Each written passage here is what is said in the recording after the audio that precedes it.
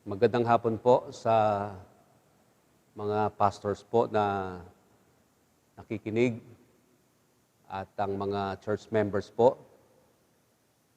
Ako ay nagpapasalamat that the Lord has given me this opportunity to be a part of this online conference. I know that it has been good already for the whole day, and I just pray na makadagdag po sa mga blessings na natanggap na natin mula po sa Panginoon through our speakers, yung po mga ibang pastors na nagsalita na. And of course, I won't forget yung ating pong kaibigan, si Bishop Freddy De Vega, for inviting me to be a part of this online conference. Ang aking dalangin, Pastor De Vega, ay manatili kang tapat sa ministeryong pinagkatiwala sa iyo at ang influence na napakalawak na ibinigay sa iyo ng Panginoon ay maging pagpapala sa kapwa naming mga pastors at maraming mga believers in different churches. So I just hope that I will be a blessing. I humbly ask for your prayers as I speak today. So simulan na po natin ang ating pong pag-aaral. Ang naibigay pong topic po sa akin ay The Pastor's Hope, ang pag-asa po ng isang pastor o isang lingkod ng Panginoon. Going back to our theme verses, which are 1 Timothy chapter 1 verses 12 to 15, pagka binasa mo po yan, yung salitang pag-asa ay hindi mo matatagpuan dyan. Pero yung mga verses na yan, they imply a clear sense of hope to mankind. Kasi makikita mo riyan na isang napakasamang tao, ang tawag nga ni Pablo sa kanyang sarili ay chief sinner o kaya yung worst sinner, and a blasphemer and an ignorant persecutor of the church, that he can be saved, and that's amazing. And then not only that, he was counted faithful and was entrusted with the ministry of the glorious and blessed gospel of our Lord Jesus Christ. And all by the abundant grace of our Lord Jesus. Kaya ito pong mga verses na ito nagpapakita po ng pag-asa sa sangkatauhan. Kaya nga po masasabi po natin that this is our message. This is Christianity's message, a message of hope. A hope that brings salvation to people and that man can be used by God in His work. Hindi tayo karapat-dapat, pero tayo ay hinugot ng Panginoon sa kadiliman, tayo ay Kanyang hinugasan, at pagkatapos ay tayo ay ginawang karapat-dapat para po sa matagal niya ng gawain, no? Gawaing matagal niya ng ginagawa, and to be invited to join Him in this work is a great privilege. Kaya po yung ating pong pananampalataya, we can say that it is a faith of hope because it brings a message of hope. Sa katunayan po, yung salitang hope is mentioned right at the beginning of Paul's letter to the young pastor Timothy. Ano pong sabi niya sa verse 1, the very verse of 1 Timothy? Paul, an apostle of Jesus Christ, by the commandment of God our Savior, and the Lord Jesus Christ, which is our hope. The Lord Jesus Christ, which is our hope. Si Kristo po ang ating pong pag-asa. And I'm sure when the young pastor Timothy received this letter, it spoke volumes to him. And it speaks to us today still. At sana po patuloy na nangungusap ang Panginoon. At sa mensahe pong ito ay panalangin kong kausapin tayo ng Panginoon. And before we proceed to our points, let me say that hope runs with life. Kasama po o kaagapay po ng buhay ang pag-asa. Katulad po ng lagi kong naririnig, and almost every morning at 6 o'clock, ang sabi po ng ating kaibigan, si Doc Jess Marasigan, as life goes on, hope goes on. Because life is hope. Hindi ho ba ganyan ang buhay? Umaasa po tayo that the next morning, buhay pa tayo. Umaasa tayo that we can realize plans on a certain time. Marami tayong plano. Pero anong gamit ng planong yun kung wala tayong pag-asang matupad po yung ating pong mga plano at mga pangarap? Hindi ho ba umaasa tayo na pagka meron tayong sakit, nagpunta po tayo sa doktor, na yung diagnosis po sa atin will come out to our favor? And that is hope. We also hope for a vaccine as soon as possible, especially during this pandemic. Hindi ba lahat tayo umaasa at naghihintay ng bakuna? And we also hope in this life that everything will turn out good for ourselves, for our family, especially for our wife and children. Ganun po yung ating pong inaasahan. Kaya nga po, mga kapatid, without hope, life is without direction. What's the use of living without hope? Hindi ho ba? Yung buhay po ay kailangan punuin po natin ng pag-asa sapagkat wala pong patutunguhan ng buhay. Ito po yung nagbibigay energy sa ating buhay, yung pag-asa po. And for us pastors who are in the ministry, whether you've been in the ministry for many years or you're just starting out, hindi ho ba mga kapatid, no? Isipin niyo mabuti, what's the use of preaching without hoping that people will get saved? And what's the use of training young men and women without visualizing them in the ministry someday? Kaya nga po tayo nagtuturo eh. Kasi punong-puno po tayo ng pag-asa sa mga buhay ng mga batang lalaki at batang mga babae that someday they will be also in the ministry and they will be more effective than us. Hindi ho ba? Yan ang ating pag-asa. And bilang mga pastor po, ano po yung kabuluhan ng pagpapagal natin sa Panginoon if we do not hope for a fruitful ministry? Wala pa akong nakausap na pastor, wala pa akong nakausap na missionary at manggagawa na sinasabi nila na kontento na sila sa kanilang kinalalagyan. Ang lahat po ay nangangarap ng fruitful ministry that tomorrow nadadagdagan po yung mga kaluluwang nadadala nila sa Panginoon, nadadagdagan yung mga churches, nadadagdagan po yung mga kabataan nagsusuko ng buhay. Hindi ho ba ganyan ang pag-asa natin? Punong-puno po tayo ng pag-asa.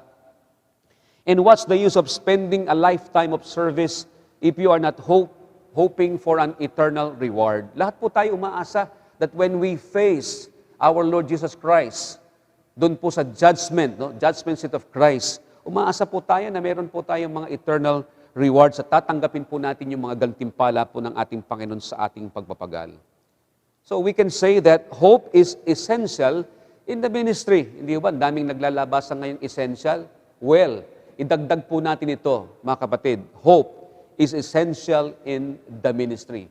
Mahalagang mahalaga po ang pag-asa sa ministeryo. Mga kapatid, ngayon pong hapong ito, gusto ko pong bigyan ng title ang ating pong pag-aaral. Ang title po ng ating pag-aaral, Dear Pastor, Hope in the Lord. Ulitin ko po, Dear Pastor, Hope in the Lord. At gusto ko pong hiramin yung verse po doon sa chapter 39, verse 7 ng Book of Psalm.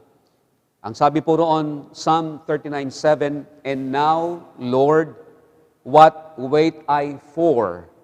My hope is in Thee.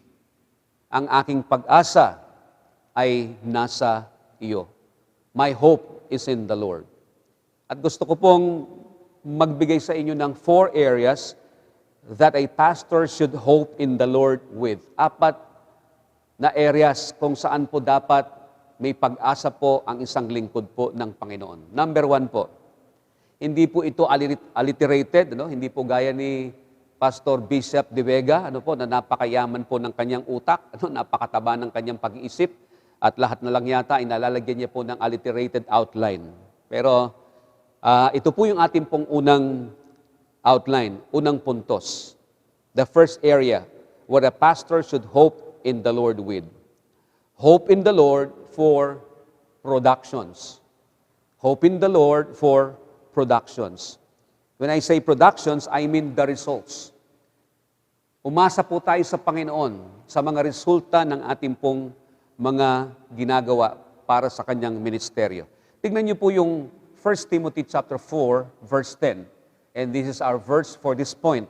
Ang sabi po roon, For therefore we both labor and suffer reproach because we trust in the living God, who is the Savior of all men, especially of those that believe. Yung salita po riyan, because we trust in the living God, it is synonymous to saying, because we hope in the living God. The same po yan, mga kapatid. Tayo po ay umaasa sa ating Panginoon, sa ating mga pagpapagal, ng Panginoon ang siyang magbibigay pagpapala, siyang magpapalago, siyang maglalagay ng magandang mga resulta. We should remember, my fellow pastors, that the Lord honors the labor of His servants. Hindi ho ba? Kung tayo nagpapagal, hindi po pikit matang ating Panginoon, nagmamasid po ang ating Panginoon. Nalalaman niya ang lahat ng ating pagpapagal at mga sakripisyo. At ako'y naniniwala that He honors the labor of His servants. Pinararangalan niya ang pagpapagal ng kanyang mga lingkod. Tingnan niyo po, from verse 11 to 16, makikita po natin 1 Timothy chapter 4, pagkatapos po ng verse 10, immediately, sinabi po sa verse 11 to 16 ni Pablo kay Timoteo, he charges the young pastor to labor faithfully. Ang sabi niya kay Timoteo, you teach, you study, live an exemplary life, use and develop your gift. Of course, wala itong mga sinasabi kong ito, yung letra por letra doon. Walang verbatim sinabi yon. Pero ito po yung kahulugan ng kanyang charges sa kanya. Sinabi niyang, magturo ka, mag-aral ka, at mamuhay ka ng isang magandang halimbawa, maging huwaran ka, at pagkatapos gamitin mo at i-develop mo, pagyamanin mo yung kaloob na ibinigay sa iyo ng Panginoon. Sapagkat sa verse 16, pagdating sa verse 16, our faithful work will be rewarded. Ano po yung sabi ng 16? Take heed unto thyself and unto the doctrine, continue in them, for in doing this thou shalt both save thyself and them that hear thee. Wala na po akong time, baka magkadebate pa po tayo dun sa verse 16, hindi ibig sabihin yan yung kanyang faithful labor ay magbubungan ng kanyang kaligtasan at ng iba. Hindi po nang ibig sabihin po ron, pero nagkakaintindihan po tayo, ang sinasabi lang po niyan, yung gantimpala na makukuha ng isang tapat na mangangaral, tapat na naglilingkod sa kanyang ubasan. Our faithful work will be rewarded. Amen. And also, we should remember, the Lord gives the increase. Siya po yung nagpapalago sa gawain. Kaya nga po, tayo'y umaasa na palalaguin niya. He will bring increase to our ministry. It is not us. Sometimes we are tempted to think that we are the reason why the Lord increases. Siguro, mayroong tayong temptation na mag-isip na ganon. Pero mga kapatid, ang Panginoon Diyos, kahit anong pagpapagal natin, ang Diyos pa rin yung nagpapalago ng gawain. Anong sabi sa Acts chapter 2 verse 47? And the Lord added to the church daily. Siya po yung nagdadagdag. Siyang nagliligtas, siya po ang nagdadagdag na mga makakasama po natin sa gawain. And also, in 1 Corinthians chapter 3 verse 6 to 8, ang sabi po ng Bible, I have planted, ang sabi po ni Pablo, Apollos watered, but God gave the increase. So then, neither is he that planted anything, neither he that watereth, but God that giveth the increase. Now he that planteth and he that watereth are one, and every man shall receive his own reward according to his own labor. Tandaan po natin, mga kapatid, ang Diyos po ang nagpapalago. Ang Diyos ang nagdadagdag, kaya po ang pag-asa po natin ay sa ating Panginoon Diyos. Yung labor po natin, mga kapatid, whatever the conditions are, in abundance or in lacking, indicates hope that the Lord will bless. Walang gawain na hindi tinyaga, na hindi pinagpala. Kasama ng ating pagpapagal sa Diyos ang pag-asa. Walang gawain na hindi iniyakan, na hindi nadiligan. Ang gawain sa takdang panahon ay pararangalan. Dear Pastor, hope in the Lord. Sa Kanya tayo umasa pagdating po sa pagpapalago at sa mga produkto at ibubunga ng ating pong gawain. Again, my dear pastor, hope in the Lord. Pangalawa po, hope in the Lord for provisions. Hope in the Lord for provisions. Naalala niyo po ba yung tribe of Levi, yung mga Levites in the Old Testament? They had no land to plow and plant on. Sapagkat ang pinagkaloob po sa kanila yung gawain po ng Panginoon. The Lord was their portion and inheritance. And they hope for God's provision through His people. Yung 11 tribes nagtatanim at sa pamamagitan ng kanilang mga ikapo at handog, doon po sa tahanan ng Panginoon, doon po sa tabernacle, at pagkatapos po ay pagkadaka ay naging temple, hindi lumaan naging temple. These Levites, they only hope for God's provision through His people. And God still uses His people to provide the needs of the work. Tingnan niyo po yung 1 Timothy chapter 5, verse 17 to 18. Hindi po muna tayo lalabas sa 1 Timothy. Let the elders that rule well be counted worthy of double honor, especially they who labor in the word and doctrine. For the scripture saith, Thou shalt not muzzle the ox that treadeth out the corn, and the laborer is worthy of his reward. Ginagamit po ng Panginoon Diyos ang kanyang mga anak para suportahan po yung gawain ng Panginoon at para suportahan po yung manggagawa. Alam ko po, nabanggit na po kanina ito, pero nais ko lamang pong ipaalala muli po that we labor for our provisions. Yung provisions po kusang darating yan. At kung tayo po ay gumagawa sa kanyang gawaing tapat, hindi po tayo pababayaan ng ating Panginoon. Ang ating Panginoon, siya po yung ating pong employer. Tayo po yung mga employees at siya'y mabait na employer at lahat po ng benefits ng employees niya ay kanya pong ibibigay. We hope in the God who put us in the ministry. Tama po ba? Siyang naglagay sa atin sa ministeryo. Kaya nga po, umaasa tayo sa Kanya. The Lord is our hope in every material that may arise, in every material need that may arise. Nung minsan po, yung aking pong devotion ay sa Psalm 104. At napakaganda po ng awit na ito, Psalm 104. Because there, in that psalm, the psalmist mentions some of the creatures living on earth, yung mga hayop po, at saka po yung nature, nagkakaroon po ng interaction, yung lahat ng living creature in the woods, in the sea, and in the air. How they interact with nature and survive. Then in verses 27 and 28, pagkatapos niya pong explain ang lahat ng interaction, yung symbiosis, yung give and take ng lahat po ng nature at ng living creatures. And then in verse 27 and 28, the psalmist says, This wait all upon thee, that thou mayest give them their meat in due season, that thou givest them, they gather, thou openest thine hand, they are filled with good. Ang lahat po ay naghihintay.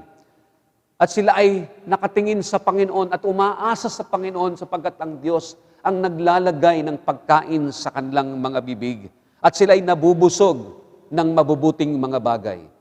Alam niyo po, mga kapwa pastors at mga minamahal naming nakikinig, these creatures, ito pong mga nilikha ng Panginoon, unconsciously they give glory to the Creator. But they are fed every day. They are unconscious in what they do. But unconscious as they are, they give glory to the Creator. And they are fed every day sa mga palad po ng lumikha sa kanila. Mga kapatid, tayo po yung mga anak ng Diyos. And more so, we are the servants of God.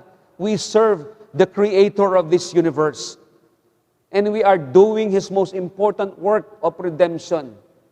Kaya nga po katulad po nila, we will surely be fed at hindi po tayo magugutom.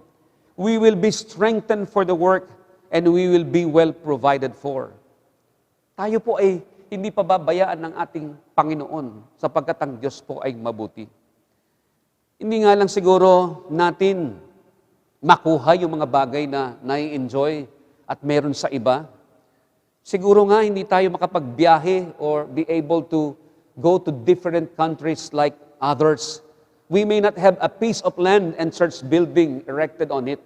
Maaring nagsisimula ka lamang at hindi ka pa pinagkakalooban ng ganoon.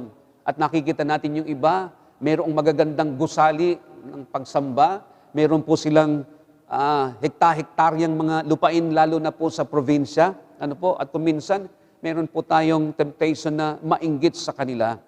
But ladies and gentlemen, kahit wala po tayo nito mga kapatid in other material things, let me encourage you, we have God.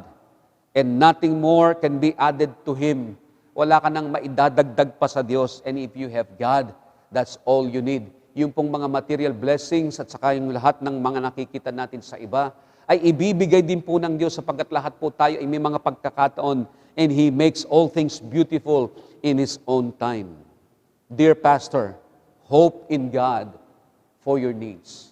Again, dear Pastor, hope in God for your needs. Pangatlo pong area.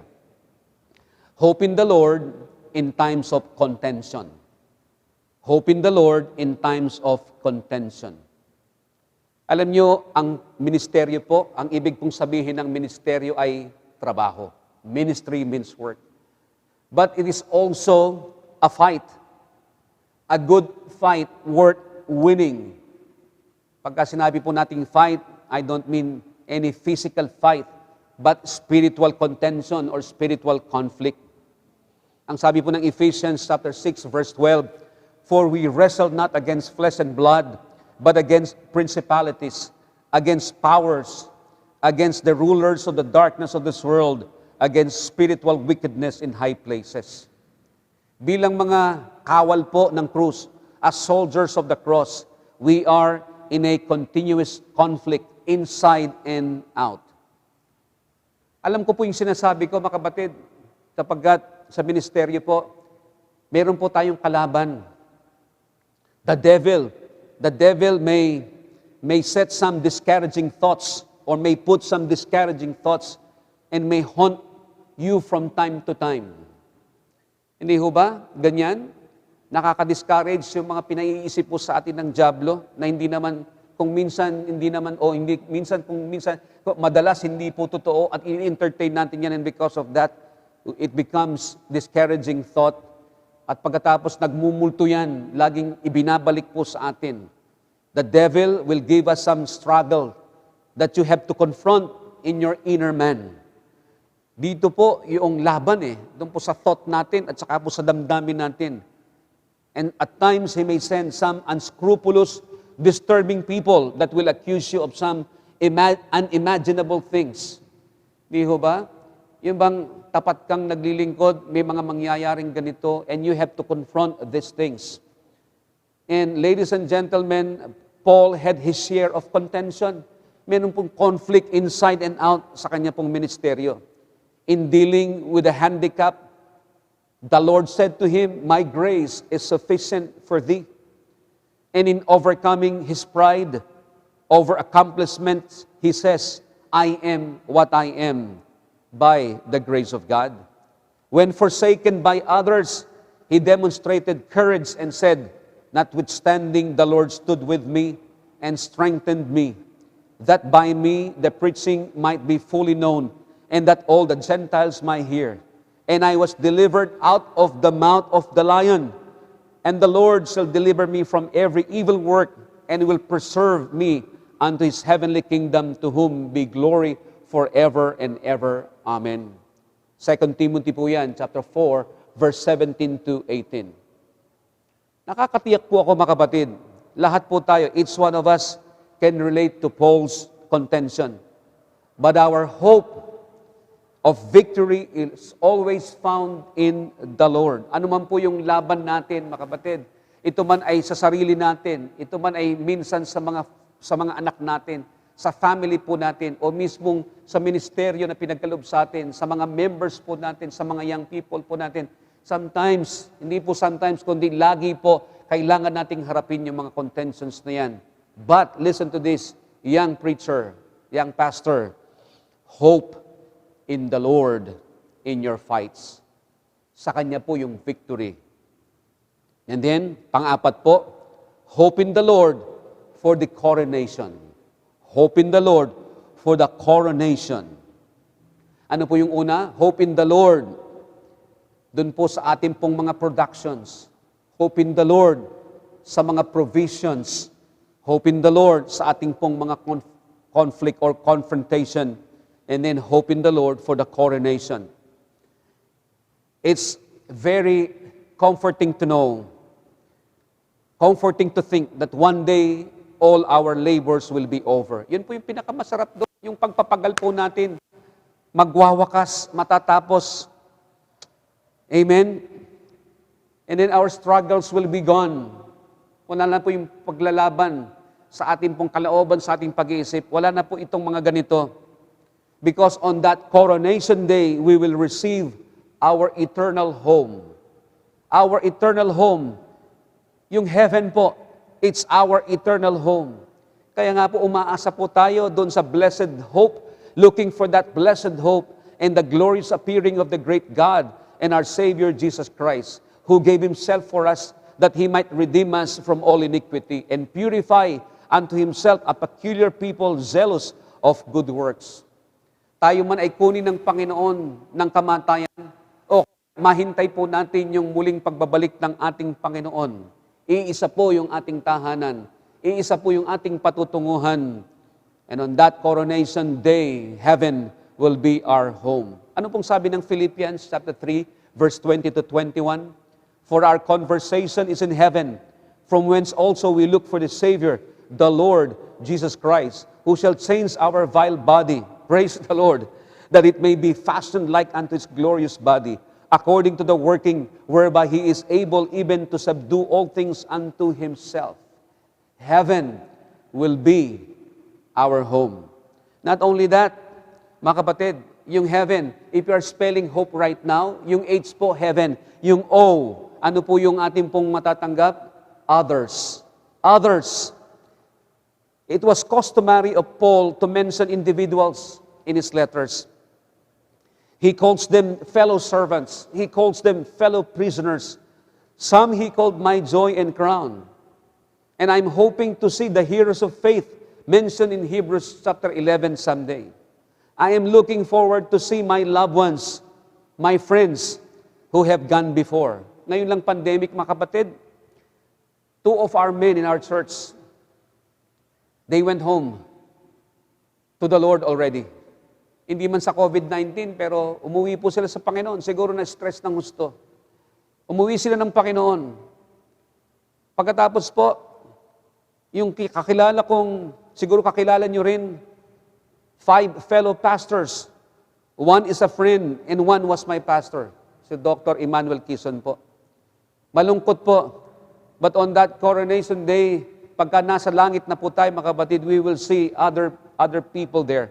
And I have hopes to see people we minister to. Hindi ho ba ito yung pag-asa natin? Yung mga church members po, ng church na pinagkaloob po sa atin ng Panginoon, pinagkatiwala sa atin ng Panginoon. Sinisikap po nating turuan sila. Sinisikap nating malinaw sa kanila ang mensahe ng kaligtasan upang sa ganon someday, when we get to heaven, we will see other Christians there. Not only that, pagdating po sa letter P, we have the prize.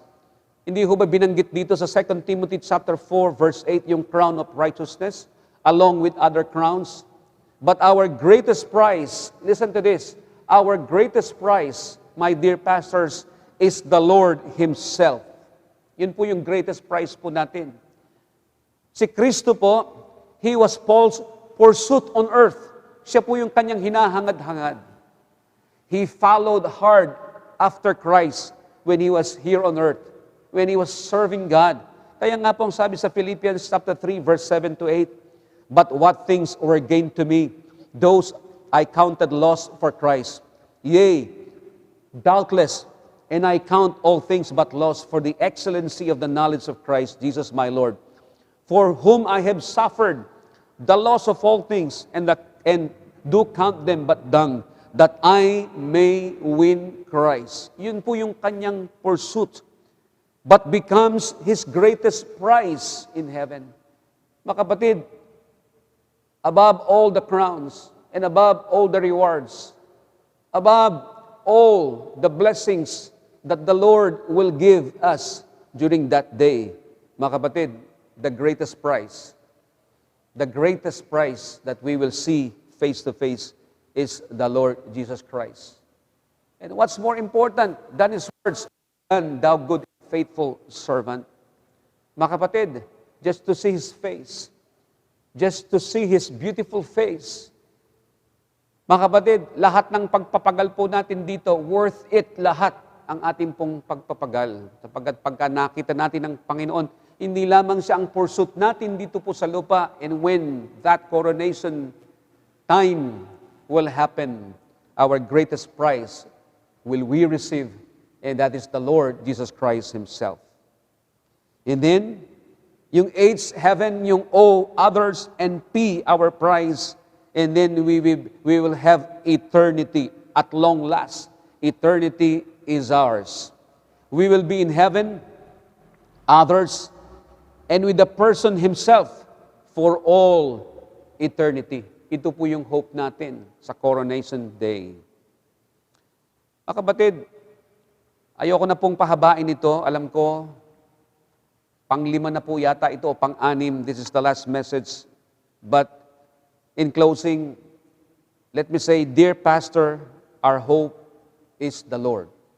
Siya po ang pag-asa po natin. Take away hope, you take away the Lord in your life and ministry. Let us all hope in Him for production in the ministry. Let us all hope in Him for every provision. Let us hope in Him in times of contention and for the coming coronation. Dear Pastor, young and old, hope in Him. Alam niyo po, kung kayo ay nanunood ng pelikula paminsan-minsan, in the movie, ang title po niya ay Hobbit, The Desolation of Smaug. Doon po sa pelikulang yun, a king said these words to a lady who was loved by another character named Legolas. Siguro, familiar po yung pangalan na yan. Ang sabi po ng hari doon sa babae, Legolas has grown fond of you. Do not give him hope where there is none. Sabi niya, parang natutuwa sa iyo si Legolas, parang napapamahal ka kay Legolas. Subalit sabi niya, wag mong paasahin kung walang pag-asa ang tao. Do not give him hope where there is none. Those sad words express uncertain hope. Meron pong pag-aasang ganun yung nagbabakasakali lang, ibang sana lang mangyari. But I'm here to tell you, ladies and gentlemen, my dear pastors, our Lord gives us hope because hope exists in Him. Hindi katulad po ng sinabi ng hari na do not give him hope where there is none. Well, the Lord gives us hope because true hope exists and it exists in Him. Dear pastor, hope in the Lord. If there is something na iuuwi mo sa mensaheng ito, mula sa mensaheng ito, gusto kong sabihin sa inyo, my dear pastor, hope in the Lord.